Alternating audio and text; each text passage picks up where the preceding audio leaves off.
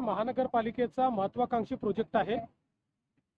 यामुळे संपूर्ण western expressway हा डिकंजेस्ट होणार आहे।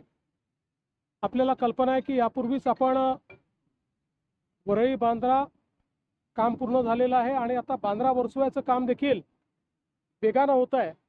त्याच्या पुढचा हा भाग आहे की जो पलीकडे दहिसर आणि भाईंदरपर्यंत जाईल, इकडे मडपर्यंत जाईल आणि एकूणच मुंबईच्या ट्रॅफिकपैकी 60% जो ट्रॅफिक आहे हा वेस्टर्न एक्सप्रेसवेवर त्या ठिकाणी जात असतो। आपण मेट्रोचं नेटवर्क केल्यामुळे त्याच्यामध्ये काही कमतरता निश्चितपणे आलेली आहे, पुढे येणार आहे। पण त्यासोबत मुंबईची लेंथ पाहता त्याला पॅरलल आणि सिग्नल फ्री रोड देणं हे अत्यंत गरजेचं होतं आणि म्हणून हा रस्ता हातात घेण्यात आलेला आहे।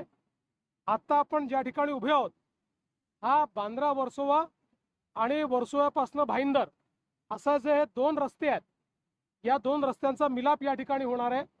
आपण पाहू शकतो हे सगळं मोठं काम आपल्याला जे दिसतंय हे या ठिकाणी बांद्रा वर्सोवा जी सी लिंक आहे त्या सी लिंकचं आता जिथे ट्रॅफिक इव्हॅक्युएट आपण करणार आहोत तो सगळा भाग आहे। इथेच हा दुसरा रस्ता देखील त्याला येऊन जुळतोय। हा पलीकडे मग भाईंदरपर्यंत जाईल आणि मला असं वाटतं की आता अत्यंत वेग या सगळ्या कामाने घेतलेला आहे। आपण पाहू शकतो किती डिफिकल्ट काम आहे। आता आपण जर इथे लाटांची परिस्थिती बघितली, अशा लाटांमध्ये काम करणं अत्यंत कठीण आहे, पण तरी देखील वेगानं काम होत आहे। सातत्याने त्याच्यातल्या ज्या अडचणी आहेत त्या आपण दूर केलेल्या आहेत। वेगवेगळ्या कोर्ट केसेस झाल्या त्या आपण जिंकलेलो आहोत, परमिशन्स वेगवेगळ्या घ्यायच्या होत्या त्या आपण मिळवलेल्या आहेत आणि आता हे काम वेगाने होईल आणि पुढच्या काळामध्ये मला असं वाटतं की 2-3 महिन्यामध्ये मॉन्सून संपल्यानंतर अत्यंत वेगानं हे काम होईल।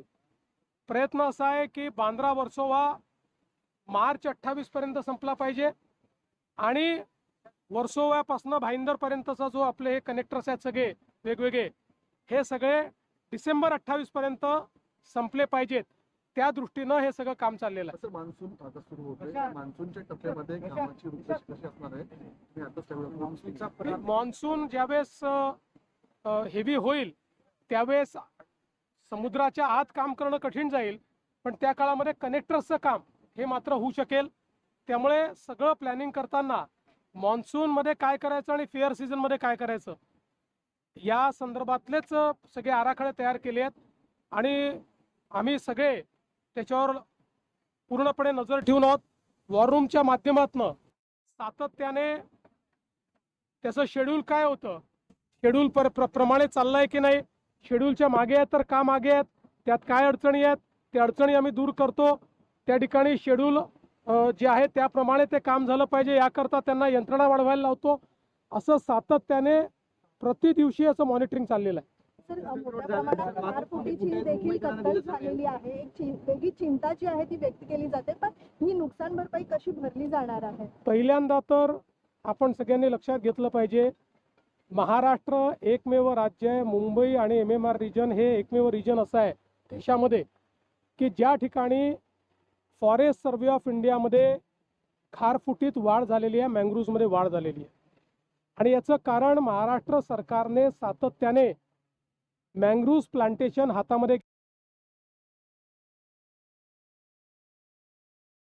महाराष्ट्र नंबर 1च असेल।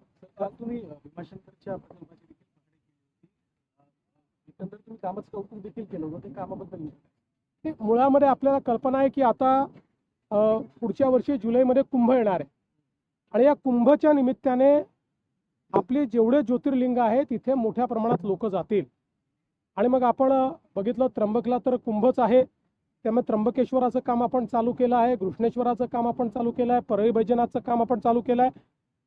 भीमाशंकर अशी जागा आहे की ज्या ठिकाणी जागा कमी होती आणि त्या ठिकाणी काम करणं देखील कठीण होतं, पण तिथे फॉरेस्ट आहे, तिथे बायोडायव्हर्सिटी आहे, तिथे वेस्टर्न घाट आहे, तिथे शेकरू जे आपलं राज्य हे प्राणी आहे त्याचं एक मोठं ती इकोसिस्टीम आहे।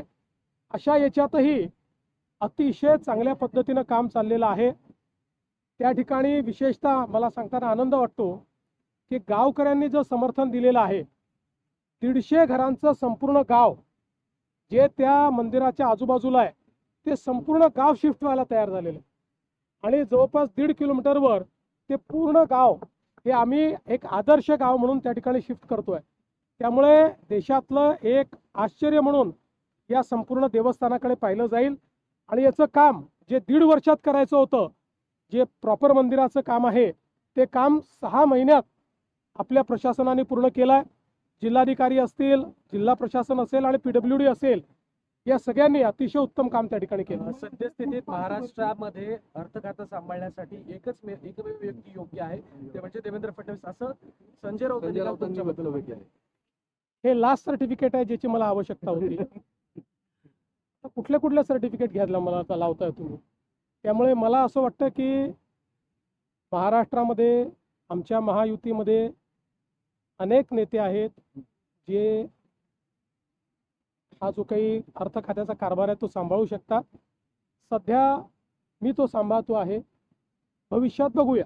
सर, दुसरा एक पॉलिटिकल प्रश्न, दुसरा ऑपरेशन टायगर संदर्भामध्ये आणि सर्व खासदारांची बैठक शुभेच्छा दिलेल्या आहेत का? मी निश्चितपणे राज ठाकरे यांना मनापासून शुभेच्छा देतो आणि त्यांच्या जन्मदिवसाच्या निमित्ताने ईश्वर त्यांना आशीर्वाद देव अशा प्रकारची मनोकामना व्यक्त करतो. दुसऱ्या बाजूला राज्यामध्ये शिवसेनेकडनं ऑपरेशन टायगरची सुद्धा चर्चा केली जाते.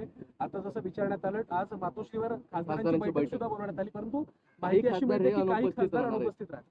ते मला त्याची काही कल्पना नाही. कोण येणार आहे, कोण जाणार आहे. आता बैठक झाली की कोण कोण होतंय मला सांगा, कोण नव्हतं ते देखील मला सांगा. म्हणजे मग एकीकडं आपण पाहत असाल तर वडाच्या सर एक मिनिट, एकीकडे वडाच्या ज्या बैठका होतात तिकडे खासदार अनुपस्थित राहतात. आपल्या प्रदेशाध्यक्षाचा दौरा सुरू आहे, तिथे शरद पवार गटातले आमदार आपल्याला उपस्थित पाहायला मिळतात. प्रेम आहे दुसरं काही नाही आहे. प्रेम आहे, फक्त प्रेम आहे, शुद्ध प्रेम आहे. भाजप आणि शिवसेना पट्टे मारण्यात आहे, त्याच्यामुळे दोन समाजांमध्ये ते निर्माण झालं. पहिल्यांदा तर मला असं वाटतं की कोणीही कुठल्याही समाजाला एकमेकासमोर उभं करणं हे योग्य नाही. समाजात तेढ निर्माण करणं हे देखील योग्य नाही. एखाद्या समाजाची एखादी परंपरा असेल तर ती परंपरा त्यांनी सांभाळली पाहिजे. इतर समाजांनी त्याचा एक प्रकारे मला असं वाटतं की आदर केला पाहिजे आणि इतर समाजाचा आदर देखील ज्यांची परंपरा आहे त्यांनी केला पाहिजे. दोघांनी एकमेकाचा आदर करणं हे मला असं वाटतं की आपल्या संस्कृतीत एकमेकाचा आदर करणं हेच महत्त्वाचं आहे. विनाकारण प्रत्येक गोष्टीला वादामध्ये नेऊन त्याच्यामध्ये राजकारण ओतणं याने कधीच फायदा होत नाही, त्यांनी मतं देखील मिळत नाही. परंतु याला जर सांस्कृतिक या सगळ्या प्रकाराला सांस्कृतिक दहशतवाद म्हणून मनसेकडनं संबोधित केलं जातं. हे कितपत? मी तुम्हाला एक सांगू का, अनेक वेळा चर्चेत राहण्याकरता वेगवेगळे लोक वेगवेगळ्या गोष्टी करत असतात. त्या प्रत्येक गोष्टीला मुख्यमंत्री म्हणून मी बोललंच पाहिजे, प्रतिक्रिया दिलीच पाहिजे असं मला वाटत नाही. सर, भाजप आणि शिवसेना शिंदे यांच्या